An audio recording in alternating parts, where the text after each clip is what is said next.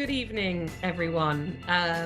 Welcome to Tortoise. My name is Merope Mills. I will be your editor for this evening's ThinkIn, which is Levelling Up a Myth. And we are working tonight in partnership with the People's Powerhouse. And we have the chair of People's Powerhouse, Edna Robertson, who's just going to say a few words of hello and welcome before we get started. Welcome, everyone, on behalf of the People's Powerhouse. And we're thrilled to be partnering with Tortoise tonight as part of our strategic partnering over many, many months as we've tried to address wicked issues and issues of concern to all of us. And I think that I think you're aware that the People's Powerhouse is not an institution. We are a platform. We're trying to create a voice for people who may well feel that they're not being heard, or even if they're being heard, that they're being ignored once they've been heard. We give that voice an amplification, so we try and put it into places where other people may not have heard it, and then we create the debate around those issues. And then together, stronger together, we usually find that there is some traction and energy behind that. And we're very proud of the North. We're very proud of the people who live here. We're proud of its beauty, its diversity, its energy, but we're also not a pushover, and we're not prepared to be looking for second best. We're not even prepared to be looking for asking. We believe we should be telling. We should be telling people directly what the North needs, and we should be energized by that, by coming together. We've seen some of the data already in the introduction about the inequities and inequalities and unfairnesses. And this isn't a debate about not wanting an amazing world city in terms of London and the South, but it is about looking at how we regionalise energy, how we look at new democracy, and how we look at new influence. I'm very pleased to see some thoughtful people tonight who are going to take this debate further. So there's kind of no further from me, but just to say the People's Powerhouse is here for you. Use us, energise with us. We're all friends. This is a big issue and we have to stay connected. We are stronger together. So thanks, Merope, and I'm looking forward to a really interesting debate tonight. Thanks.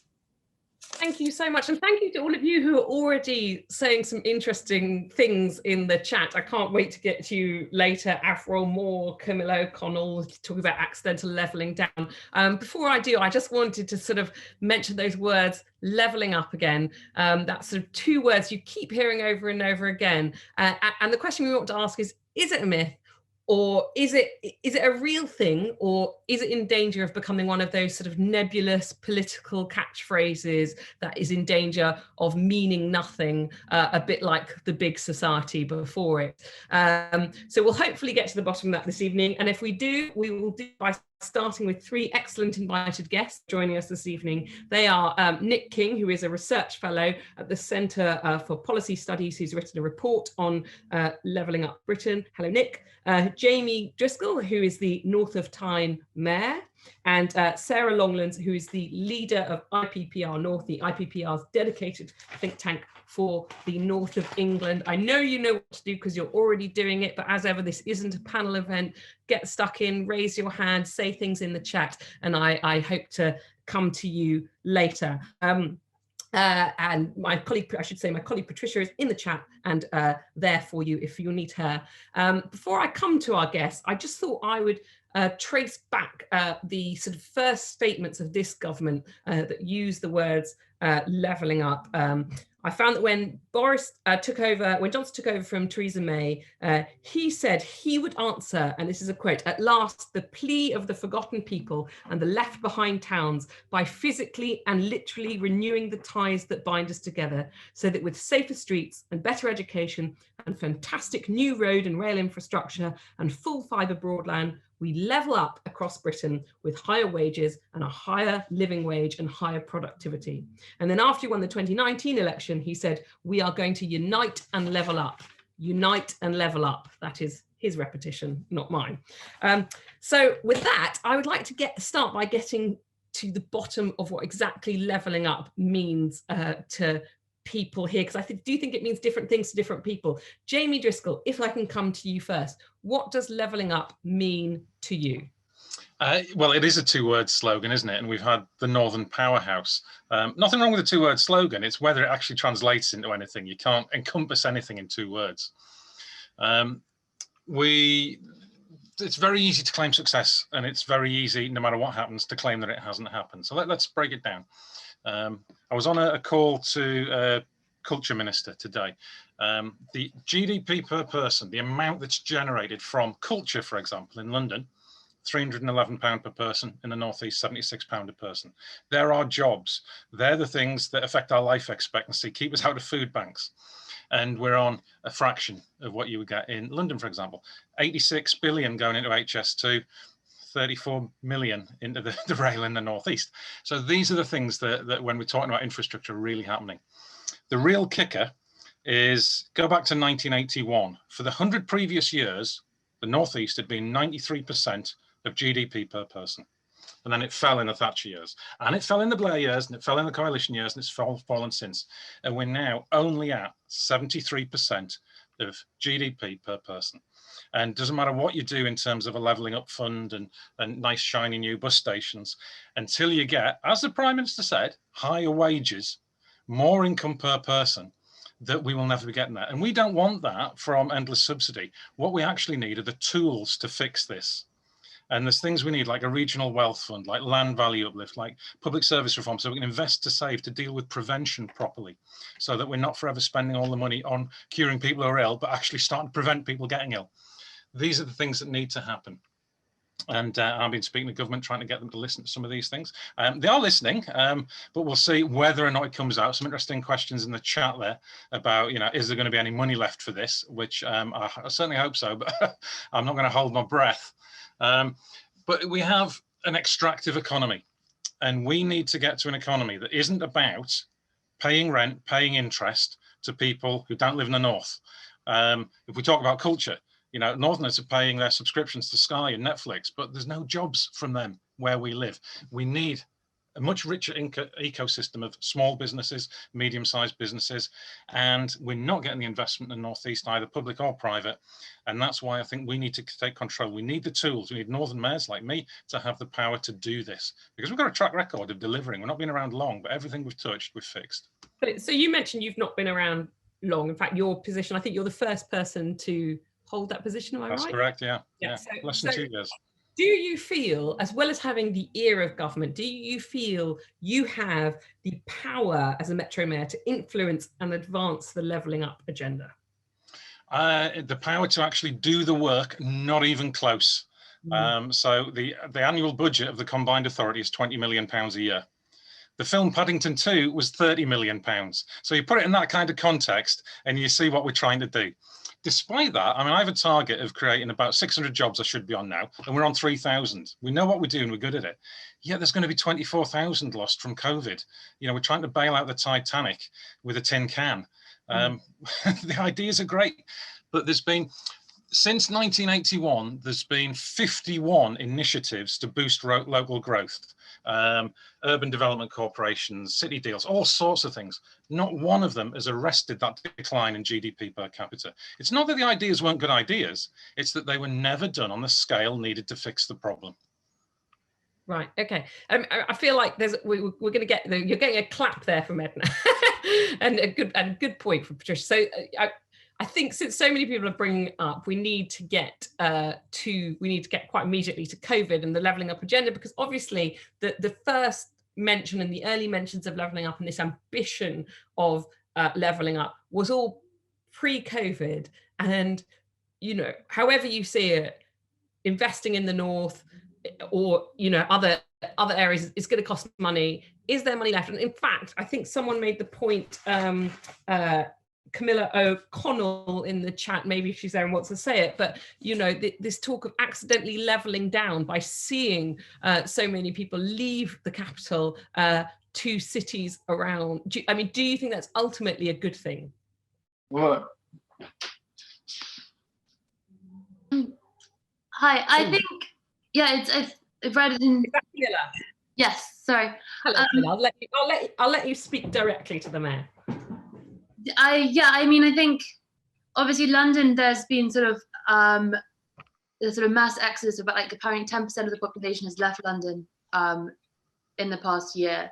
And I mean, I've been working from home in a very small flat in Hackney for the majority of the past year.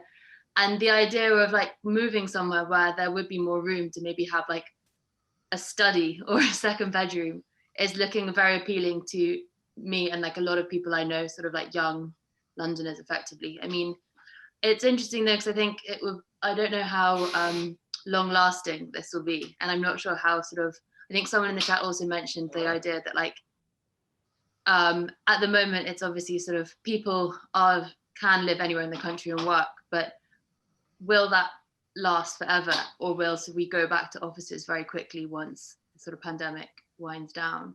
Can I ask you, Camilla, are you sort of on hold in making your decision about whether to move because you want to see how your own company plays the sort of working from home thing? Yes, I probably would say that. I mean, I think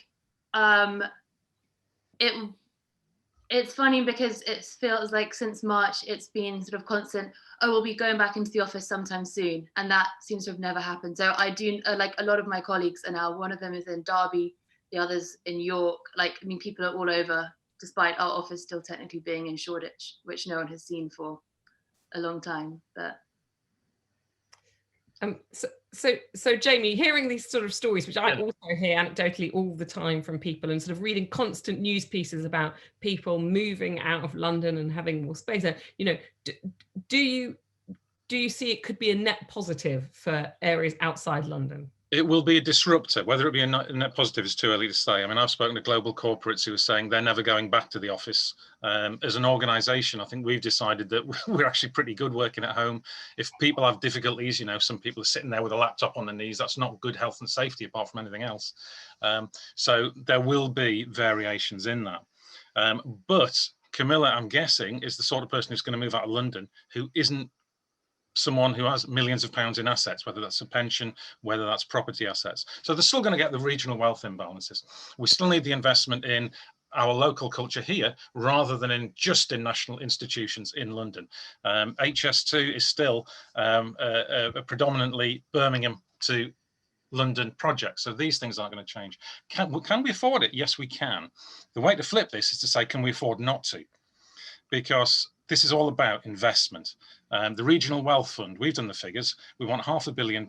It will pay for itself. It will create 14,000 jobs, and it will generate payroll taxes, national insurance, and then all of the indirect taxes that come on top of that. So this does pay for itself, and that's the powers we're asking for. All we want is the power to fix this ourselves and have decision making here. And then if it doesn't work, you can blame us. Okay, well, before I go to Nick King, I'm going to just go to Avril. I can see your hand is up. Hello, Avril. Can we unmute Avril? Or can she unmute herself? There she is. Hello. Yeah, I put a thing in at the start just to say, do we think the pandemic will either mean that, you know, we're told there's no money now to carry on with that agenda, which, you know, there may not be, but, you know, if the will is there, they could perhaps find it. But also I think perhaps levelling up now probably means something different. So like you say, there's a lot more people that have found that working from home has been very successful for them, but maybe they do need, you know, you see it, don't you, the amount of sort of people that are now converting garages into offices or whatever. That's not possible for everybody living in sort of places that sort of don't have the space. But is it about, you know, enabling those that want to and can work from home to do that? Where I work, I mean, I can't work from home in my job, and I have a lot of people that come in and they've said, I hate it, you know, I miss that kind of personal connection to my work colleagues. So it isn't good for everyone. But again, you hear about so many companies that have actually given up the leases on their huge office buildings because they can't, you know, they don't want people in there. So I think it's shifted what levelling up could mean. And I think it's just whether there is still the political will to give people like Jamie and kind of the Metropolitan and mayors actually the decision-making powers and the funds to do what's right for their area, whatever that is now. Give the power to Jamie is the answer. Absolutely. So Nick King, you have written a report, A Rising Tide, Levelling Up a Left Behind Britain. Would you just sort of flesh out to us what you found for that report and what that programme of activity around levelling up could and should look like from your point of view? Yeah, thanks. And hi, everyone. It's my first time on one of these things, and it's really invigorating, and so many comments coming through the chat, which is brilliant to see what other people have got to say. So like we pulled together this report, and I was the lead author on it well over a year ago now, and it was trying to put some flesh on the bones really of the Johnson rhetoric around levelling up. And he's gone into that leadership contest starting to talk about levelling up.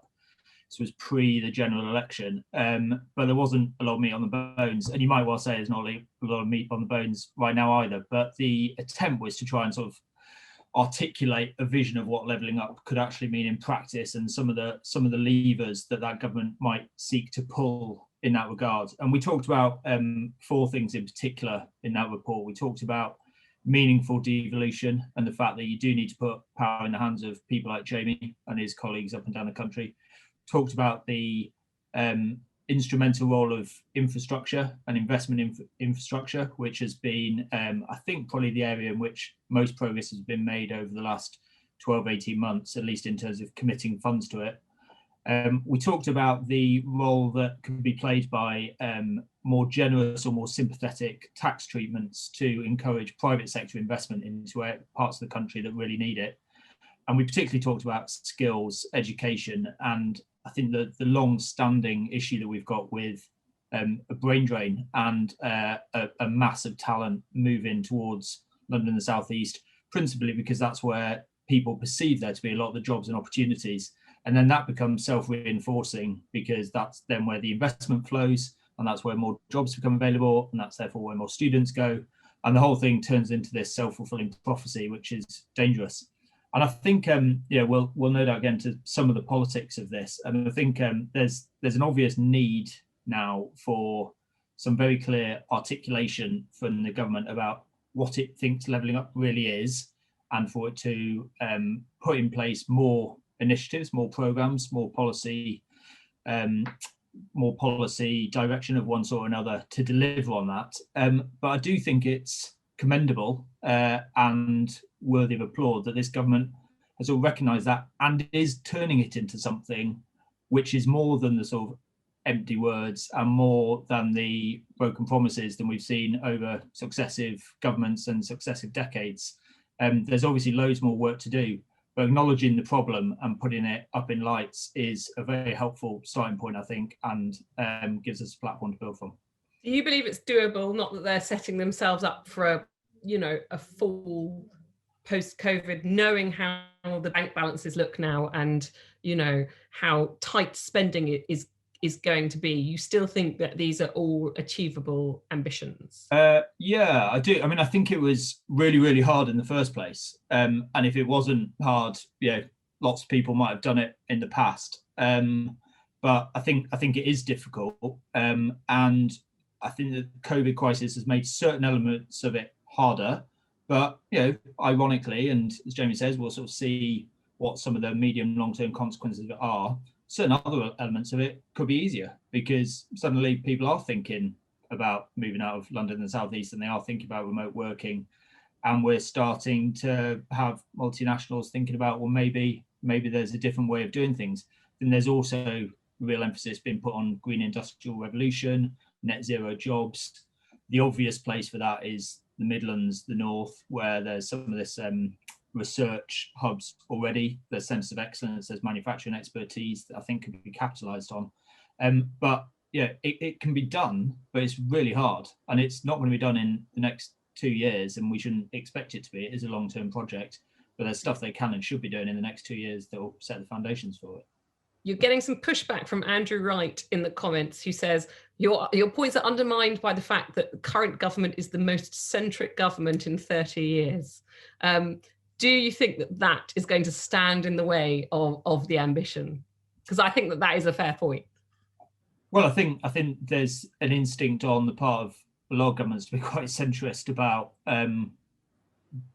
when they feel like they've got a problem they need to solve, they tend to look to themselves to come up with the answers. That's an instinct that a lot of people have. And indeed, we just heard Jamie say that if only he had all the powers, then he will get things done. He's not saying, well, I'll give them to people in communities that I look after and they'll sort it out. That is just a sort of natural instinct. And I think a lot of the reason, we can sort of talk about the data to demonstrate if this is the most centric government that has been in decades.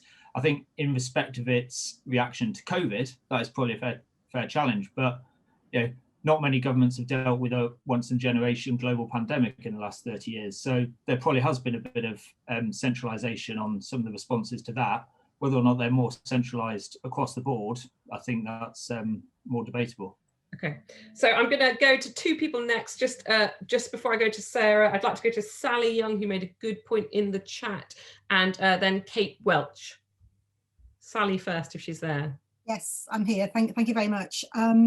Just really picking up what Nick was saying, this is an incredibly centralising government. In fact, today it announced the re-centralisation of the NHS, which is going to be a complete disaster. So what on earth makes us think that they actually want to do this? Because the problem with governments, it's about power. And once they get hold of power, they don't easily give it up. I ought to say I was involved with the failed campaign for a North East Assembly. And people just thought it's another form of government. And really just shifting bits of government around aren't going to really help. We've actually got to look at something completely different with local neighbourhoods and local communities, rather than yet to another, to be quite frank, white man was involved with politics. So if we really want to do things differently, we've got to look at a number of different approaches. Okay, thank you so much. And I think we're going to go to Kate now, who doesn't have a camera, I hope. I mean, I don't hope, I think. Kate, are you there? Or not there? Not troubling unmuting, apparently. We'll give her technical difficulties, not there. Okay, well, instead I might go to William Jeremy, you've got your hand up, and then to Sarah. Okay, hi. Hang on, is that unmuted? For some reason it hasn't done it. Looks like you're in a garage, William. Yes. Can you guys, hang on, yes. Yes, just wondering on the sort of political dimensions of this, to what extent will might the Conservative Party be changed by representing the so-called red wall seats, much like not a few seats in South Wales and West Wales have sort of fallen to the Conservatives as well, because there is Conservative opinion historically, which now is being represented more. But might that start over a period of time to change the Conservative Party itself, and therefore have a positive effect through its attitudes to the North, the Northwest, investment, infrastructure, all those political issues which connect up the politics to the benign parts of what drives people in public life? Is that too Panglossian? Or no, I mean, this seems an excellent moment to go with that thought to Sarah from IPPR North. I mean, do you think this new focus on the red wall will change the Conservative Party is a good place to start, actually, and therefore change the nature of our politics, not going forward? Yeah, I think it's a really interesting question, and I think there's also a follow-up question there about. I'm sorry, my baby is screaming, so if you hear screaming noises, if your baby is screaming and you want to go to your baby, it's fine. We can come back to you. Your baby on behalf of Tortoise. No, I mean, basically, I think it's not just the fact that we have these red wall seats, it's also because of the pandemic as well. And I think that has changed the way that the Conservative Party also think about the relationship between the state and the market, or between the state and business. And I think there were some interesting comments last week about the fact that we've been able to achieve such speedy rates on the vaccine because of the kind of synergistic way in which government have worked alongside business. And I think that's an important lesson for this government when we're thinking about the so-called kind of left behind or red wall seats, because in many of those areas, local government, the local state, if you like, is not just a passive player, but they are actively a market actor. They actually help to support, to create and to encourage the development of economies in those areas. And it's that and it's that role, I think, that's going to come into its own post-pandemic in terms of trying to rebuild and redevelop jobs and opportunity and essentially a future for those places. So I would hope that some lessons can be learned from the experience of the vaccine and of the way in which government have worked so closely with business to accelerate and to make the market and to bring that forward for people to use. Okay, and the big question I think at the heart of levelling up is what it's in fact going to be levelling down. I think I read either recently, and I was talking to a friend of mine who works for a university, saying that they're going to take out, I think, the London weighting money given to London universities, given that the cost of living in London has dropped significantly, is in fact, given the pressure on public spending, does levelling up everywhere else in fact mean levelling down for London? Yeah, well, again, this is an important question. And I think that, we've already mentioned in this discussion so far that we are one of the most highly centralized countries in Western Europe. And in fact, we're also one of the most unequal. And we would argue that that isn't a coincidence. And so the level of centralization that we've got doesn't work for anyone, whether you're in London, in Cornwall, or in the north of England. And so I think if we're going to have levelling up, if we're going to have some kind of meaningful change in how people's lives work, and we would argue levelling up should be about a good life and creating the foundations for that to happen, then you've got to start with a much fairer distribution of power. And it isn't necessarily about more money for the north or more money for this place against another, but it's about a fairer deal for everyone. And it's also about, not just like a sort of sob story, we need more money because we're really poor or whatever. That's not what it needs to be. It needs to be, we have real opportunity. We are people who want to make things happen, who want to have a future, who believe in the economy of our area. Just give us the powers, give us the support, give us a fair deal. And we can then fulfill our potential. And I think that's the way that the conversation needs to move in future, and rather than a sort of a pain, setting regions off against each other. And I think the centralized government structure that we have is in danger of creating that kind of divide and conquer mentality, which is just really unhelpful at a time when we massively need to cooperate across these islands. And the whole debate at the minute is hugely in danger of really running against that need to collaborate. I think that it feels like a good moment actually to go to my multitasking colleague Patricia, who's both in the chat and also if you got a chance to look at some of those slides at the start, one of them highlighted the fact that although we are the 5th biggest economy in the world, we have the highest regional disparity than is any other country in the world or any other country in Europe. Patricia? It's any other country in the OECD. In the OECD, so right. There's a lot of different ways of measuring this, but most studies come to sort of similar conclusion that there is just a lot of regional inequality in the UK. So in that slide we were looking at earlier at the start of ThinkIn, I don't know if anyone's able to pull it up. Yeah, that's the one. The IFS, Institute for Fiscal Studies, compared regional inequalities in these OECD countries, and they measured the ratio between the GDP per capita of the 10th and 90th percentile ranked regions in various countries. So to put it a little bit more simply, in other words, the absolute richest and poorest areas in each country, and they compared the difference between them. And the UK came out top of the list. And they also did that with 80th and 20th percentile, and the UK was still very near the top. So what you can assume from that data is that certain parts of London might have to do with that discrepancy. We know that London is much further ahead than the UK, but there's also no inequality within various other regions. And the IFS also did similar region. That's it. So one of your other slides, as you said, it mentioned that the huge level of inequality also within London. Can you show that? Did I read that right? Yes, no, that is correct. And there was a lot of conversation about this in the chat. That would be slide 3. Yeah. So if you look at things on a sort of borough level, there's huge inequalities within each region. So the Gini coefficient, which is a sort of famous measure of inequality, ranks London much higher than the rest of the UK. And these are figures that have kind of stayed consistent for well over a decade. And, you know, well over, in some cases, many, many, many decades. But if you look at it actually within each region in London, London's much further ahead, but within the rest of the UK, the numbers are pretty high as well. There's a lot of regional inequality. London specifically, 28% of people, or about 2.5 million, live in poverty compared to 22% in the UK. Even in, you know, but it's kind of similar across the country.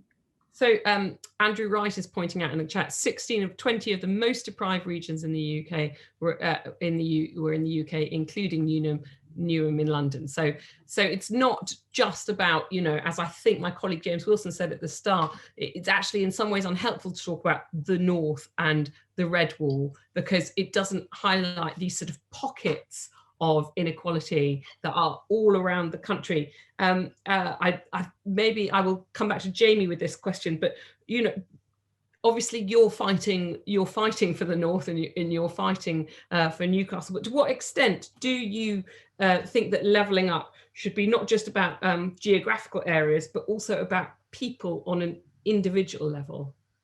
Yeah, you can't level up with concrete. It is absolutely about people. However, there are also spatial inequalities, and that's the fact that you've got, you know, we're 73% of the national GDP, and all the other funding figures I've got. Our tax rate base is about £300 per person on business rates. It's £900 a person in London. So there are differences inevitably between the rich and poor in the areas, and that's other aspects of government policy which are to do with real living wage, which actually I think would level us up significantly. There are a lot of people advocating for wealth taxes, which I would support. So these are the sort of things that would make a difference, but the spatial element still exists and is very real. If you look at venture capital, 54% of it in this country goes to London, 3% comes to the northeast. That's why we need intervention. We've either, you know, got to accept that levelling up is just tough. If you don't like it in the north, move, which no government is prepared to say, or we fix the problem. And the choice is one or the other. Right, and I think Tracy Fishwick in the chat has just got a lot of sort of praise saying, you know, it's about the haves and have-nots, regardless of where they are in the Is it me or UK. No. Written about the wealth tax in past. Be able to put our piece in there. Do you think, Sarah, and do you think, Jamie, I'll ask you first, that when it comes to levelling up? Just missed that bit. I think you just froze for a second there, Merope. I'm sorry. I'm hoping my Wi-Fi isn't on the blink at this key moment. I was asking if you felt that the wealth tax was the answer in terms of levelling up. In terms of levelling up regionally, probably not. In terms of what old-fashioned terms, class inequalities, then definitely. In terms of regional levelling up, what we really need is the power to generate wealth here. You can't do it on taxing local people. The tax base doesn't exist. We need to be making sure that the money is flowing through the economy, that the money we spend. For example, almost everybody in the northeast is going to be spending money in a supermarket. None of those supermarkets are owned or headquartered here. That's the sort of things that we need to be able to change if we're going to have a long-term sustainable economy. And we have other great sectors like offshore wind, where we could create about 7,000 jobs really within a couple of years, but it would require the government to change. At the moment, it's what's called the contract for difference. Most of that work is going to the Far East and the Gulf and places like that. If we're going to accept that with Brexit is now a reality, let's at least reap some dividends for it and have that work in the UK.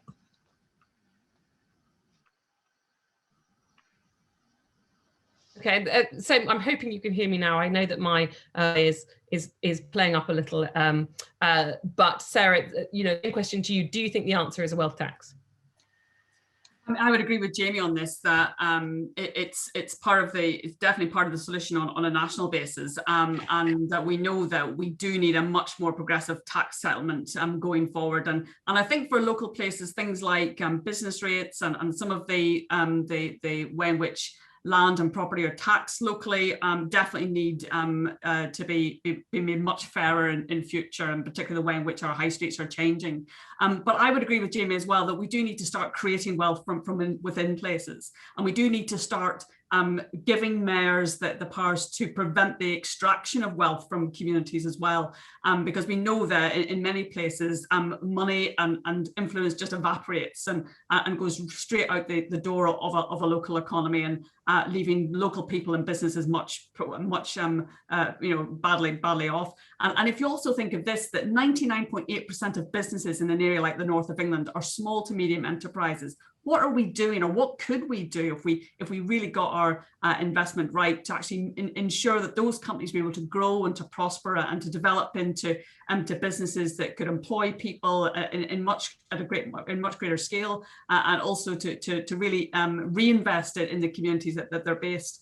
So I think there's much more that we could do through investment in small businesses, through making sure that when we are building new infrastructure as part of the recovery, if the government come good on their promises, that we're making sure those jobs come with local apprenticeships and with local jobs for people in the area, particularly those who've been made redundant, and also that there's opportunities there for people to actually other businesses to become part of the supply chain as well. And I would also agree with the point about low carbon. The north of England has some of the worst, most inefficient housing in Europe. If we were to invest in a large-scale program of work to really tackle the inefficiency of homes, particularly in the social rented sector, then we could actually make a massive difference in terms of jobs creation and in terms of skills and training. So I think those are some of the things that I would certainly support. Thank you. Thanks very much. I'm going to go, if I can, to my colleague, Kerry Thomas, who was asking Nick a question in the chat. He's made himself King of Swansea for the day, I see, and as part of the levelling up agenda. You're from Swansea, Kerry, and you want to be King of Swansea for a day. And what would you do to level up Swansea? Well, I was saying to Nick in the chat, I would spend everything I could on education, because I think the conversation about extraction of wealth is really interesting, but actually there's an extraction of people that goes on that I think in the long run might be even more significant, and you can see it. My colleague Chris Cook is really good at mapping educational attainment against, which ends up just being a real drain on places like Swansea, a lot of places we're talking about this evening. And you can see, the huge gains that London schools made since really the turn of the century, which has sort of enhanced that brain drain, enhanced the economy, built the networks that then I think sort of sustain the gains that a place like London has made. So if you're going to, in the end, if we're going to, I suspect, with this conversation started with Jamie talking about this sort of shift over 40 years now since the late 70s, early 80s. If you're going to overturn something which probably starts with a fundamental reshaping of the British economy away from manufacturing towards services, and towards services particularly, then you need an education system that can deliver people who will thrive in that new environment. So I think, I'm just voting for, in my day as king, I'm going to plunder everything else and just invest in schools. And Kerry, I know you still have ties in your family in Swansea. Do you think that is there a frustration in places like that when people talk about levelling up? It does seem to be about London and the north, and that places like Swansea aren't part of the conversation.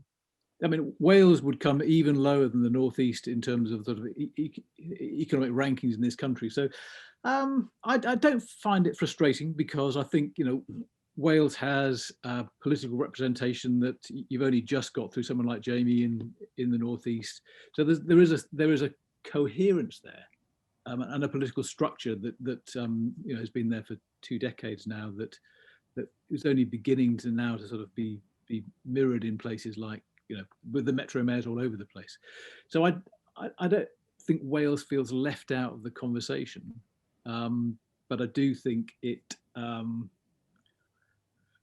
I think when I go back to somewhere like Swansea, which I do, I can't now because I'm stuck in London, but I'm back every few weeks. The really interesting thing is, I think, when I look around the place and think, what is this place for now? It used to be about copper, it used to be about the docks, it used to be about all these things, and those things are, present throughout the city, but it's quite hard to see how you get from where it is now to the sort of future that it deserves, unless you can plug that gap, and that means, for me, education. Okay, thank you. And just so you know, you're being roasted in the chat by your colleagues for bringing Swansea into every ThinkIn. So thank you, Kerry. I'd like to go to, is it Michael? And I can't see the rest of your surname because it comes in ellipses. Michael Chunk, who's got his hand up. If you have a video, please turn it on. Are you there? Is it Michael? Yeah, thank you.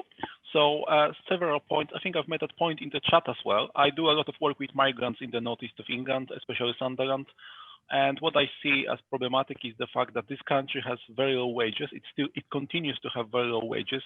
It continues to allow public sector contracts where contracting out by the public sector where living wage is not paid. Who is going to pay for that? Me, you, and other people who are in work, because those people would have to apply for universal credit and for the universal credit in work element.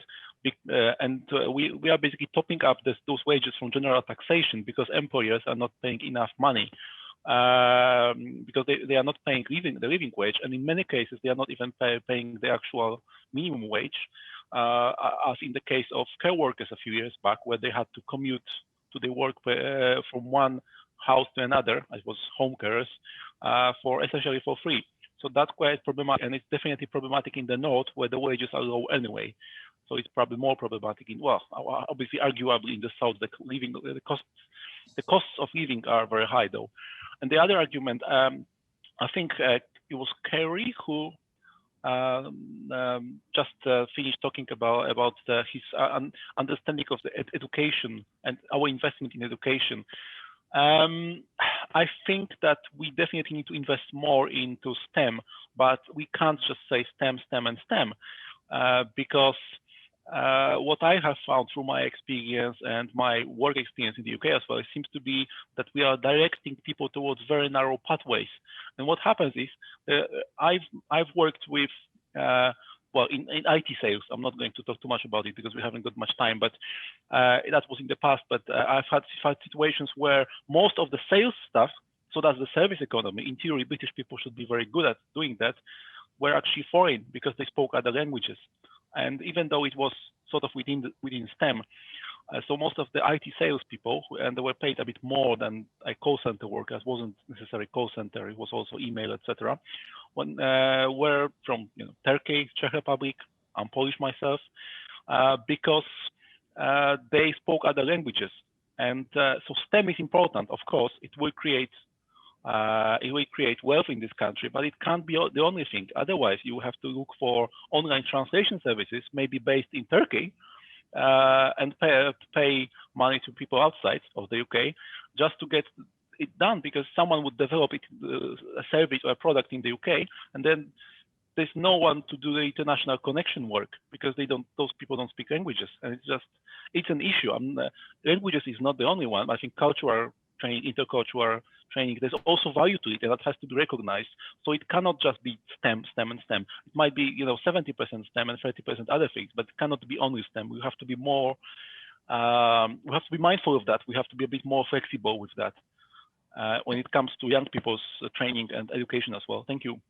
Thank you so much. I saw some vigorous nodding from Sarah, especially with your with the first point about how low wages. And someone in the chat said, yes, it's absolutely true that a lot of people claiming benefits are actually in work. It's just that their wages are so low that they qualify.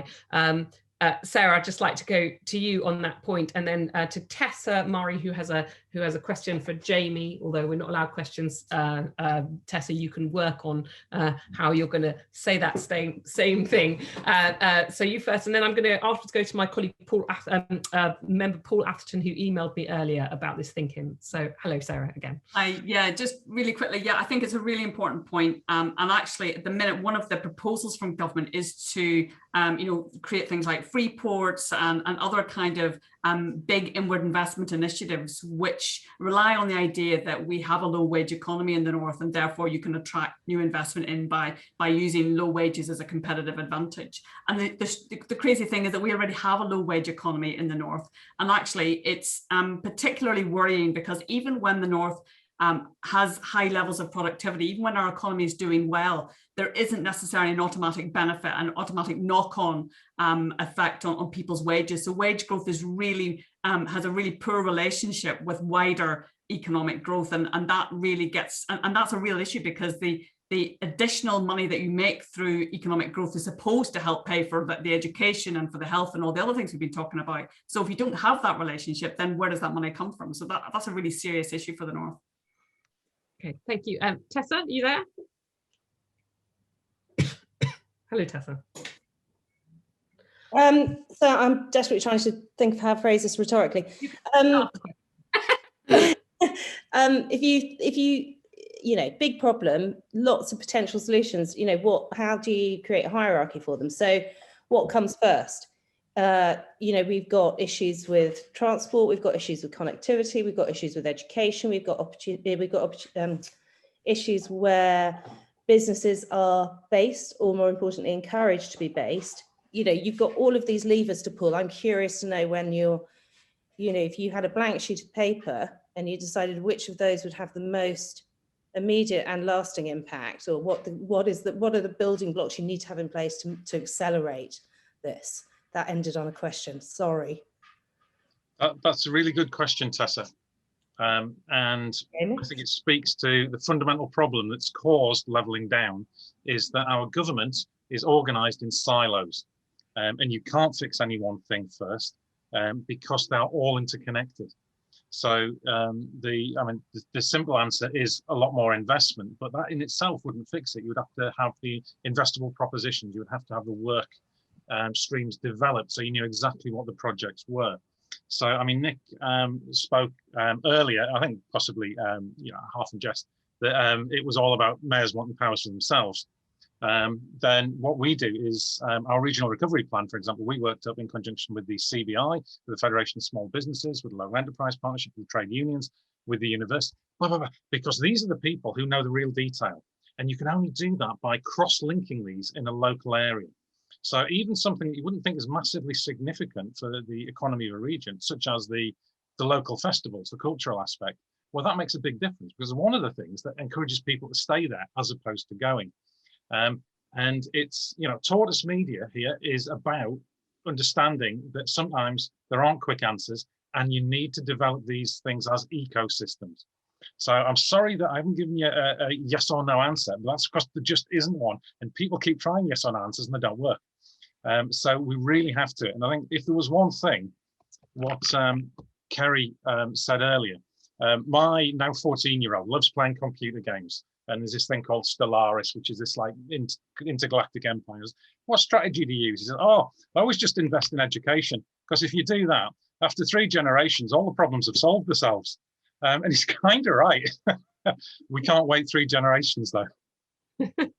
Okay, thank you. Now, is Paul Atherton there? Paul, are you there? Yes, there you are. Hello. So Paul's a regular member of Tortoise. So he actually emailed me in advance today, just with some thoughts. And one thing I was particularly struck by when we're talking a lot about services was a point you made in your email about how attempts to relocate services to the regions can be tokenistic and counterproductive. And in particular, you gave an example of EU funding of the TV and film industry to Wales and how that almost destroyed it. Would you just talk a little bit through that point? Yeah, one of the really strange things about it was that Wales was doing really well because Wales has its own language. Therefore, sort of all the independent television production companies were making things for Channel 4 Cymru, HTV and BBC Wales. But there was this sort of, oh yes, there's this great pool of resources there. We should invest in that and put more money to increase more jobs and the rest of it. But what actually happened was the EU funding came and suddenly all the companies from London suddenly had satellite offices in Wales, which had never happened before. And with it also came things like Doctor Who and Torchwood. And it changed the entire dynamic of the media industry in South Wales, because suddenly the likes of BBC were able to pay salaries that were just incomprehensible to the local independents. And so for a while it seemed great, but when Doctor Who moved on, the decimation had happened and just left South Wales kind of going, what happened? They still have things like Public Home, which is the biggest watched television series in the world. But ultimately, all those small independents were just taken out. Most of the people I knew who worked actually moved to Bristol. So suddenly, you know, if you were looking for the camera people that used to be there, they're now working in Bristol. And all the big sort of production companies have moved up to Sheffield with the likes of Doctor Who. So I mean that's a really good example of where you'd think funding would you know build an industry and in fact destroyed it. It feels like a good time to go back to Nick to say, aren't these if you're still there, Nick, you know, do you think that when you hear things like that, is there a risk between the ideas and what happens in practice? Well, clearly there is, and you know, about Paul's knowledge of that, the impact there. Surprised to hear that Public Home is the most watched TV show in the world, but I'm sure Welsh people enjoy it. Not least Kerry. I'd like to just take the opportunity to entirely agree with what Kerry had to say about education. I think it's the linchpin to all this stuff. The trouble is, as we know, it's a medium long term time horizon, isn't it? And often lots of people, whether local or national government, are operating in 4 or 5 year cycles, which is really difficult. I mean, there is undoubtedly a gap between policy making, wherever that is done, and the application of that policy. And all you can really do is monitor, evaluate, and try your best to understand the implications of things. And I think, really importantly, learn from examples that have come before in this country and indeed in other countries. And one of the things we're really bad at in the UK, I think, is looking across the piece and seeing what we can learn from other countries, what models they've got, what policies they've tried, and trying to apply the very best of them here. And I completely concur with the various people who've said that we are a centralised nation. As I said earlier, I'm not sure we've necessarily become hugely more centralised. I think we've been centralised for a very long time. And I share Sarah's view that the correlation between that and the inequality that we see in the UK is not really any great coincidence. So I think there's a lot more learning we can do by looking at other countries and how they approach some of these problems. Okay, thank you. So we're entering the last few minutes, but I'm having a late breaking plea from a couple of people to say some things. Kath Murray and Sarah Tibble. Kath, if you're there, and then Sarah, would be great. Hello. Wait, we need to unmute you. It's the classic. There you are. I think I can hear you now. No? Can you hear me? Yes. Fabulous. I'll be quick. I was just saying in the chat, and a lot of people were agreeing that we don't think that government is going to take this, is going to break through the silos themselves. So I've spent time working in think tanks in Westminster, trying to influence on education policy. And while they're all told that they need to do place-based approaches and joined up working, I'm just not seeing any of it happening. I'm really not. And so that's the reason that I actually left Westminster think tank and went to work in a charity working in my home area of the Northwest, basically just working on joined up working, because I think that the way to do it is to work with local places and get people working together. And so we've done it massively in Blackpool. And it's basically you just get schools and local authorities and everyone on the ground doing it for their place and not wait for government to do it. I honestly think it's the only way. Okay, thank you, Kath. And is Sarah there? Hello, Sarah. Oh wait, we're waiting for the voice to join us. Oh no. Oh No audio. I'm getting no audio. Disaster. Well, in fact, then, as we enter the fire, if we really can't, I feel it's at your end. Apparently, I'm being told the masters who manage the Zoom are saying it's a problem at your end. If we cannot hear you, wait, someone's come to help you. No. As we enter the final minutes, then it is in fact my. I'm so sorry. I feel terrible. It's my job to sort of try and sum up a lot of what's been said here. I feel like levelling up after this conversation is more important than ever, that it can't become one of those political phrases like big society. It has to happen. But as Jamie said, you cannot encompass anything in 2 words. It needs to have an action plan. It's very good to know from your point of view, Jamie, that the governments are listening. Whether they're going to do anything about it needs to be seen. As you made the point, Jamie, you are a new mayor, but you currently don't have the power to make things happen. You want the power and the investment, and then you want to be held to account. So fingers crossed that can happen. This could be a 25-year mission, but we need to act quicker than that. Although there is no fast answers, there was interesting conversation around centralisation and how centralisation really doesn't work for anyone anymore. Worries around the NHS becoming more centralised. But if we've learnt one thing from the pandemic, is that centralisation doesn't work, and we need to spread the power. I like Jamie's phrase, you cannot level up concrete. This has to be done on an individual level, not just regionally. Even within regions, you can see huge disparities. And we need to invest in small businesses, in local apprenticeships and jobs, particularly for those who've been made redundant in COVID, and large-scale investment in low carbon wouldn't go amiss. Kerry made a point that everyone loudly cheered, and even if it was just an excuse for him to talk about Swansea, that we need an education system that can thrive, and we need to invest in education so that we can level up around the country. Thank you all so much for joining us. I do hope that Tortoise will be able to go away and, as ever, think about the subject and deliver what we hope will be interesting, compelling journalism in the future. Thank you again to People's Powerhouse, everyone at People's Powerhouse for joining us tonight. And as ever, we can't clap, so we have to awkwardly wave our way out and say I hope to see you at another ThinkIn, Tortoise ThinkIn again soon.